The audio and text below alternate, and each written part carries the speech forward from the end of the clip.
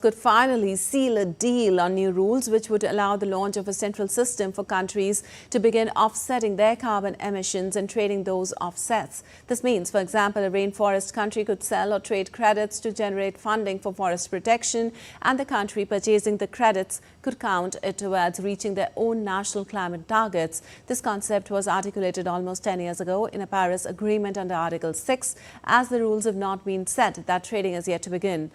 Negotiations are following two parallel tracks, one to establish rules for a centralized system overseen by the United Nations and one for bilateral trading between countries. The UN-led market for carbon offsets would also be separate and run alongside voluntary carbon markets where companies can trade offsets to meet climate targets but are not legally required to do so. Remaining sticking points that will be negotiated in Baku from November 11 to 22nd include whether a country can revoke authorization of carbon credits once generated and what sort of review process for generating credits must be used to reduce its likelihood of greenwashing or low standards that don't benefit the climate.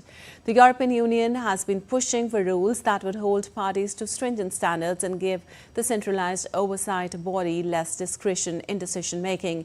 It also wanted additional oversight on the bilateral trading. While the EU system does not use offsets, it effectively sets carbon prices by granting companies permission to emit. If the UN-run system were to launch with looser standards, the carbon prices set through that market would likely to lower than those in the EU, antagonizing European businesses that would be held to higher standards, experts said.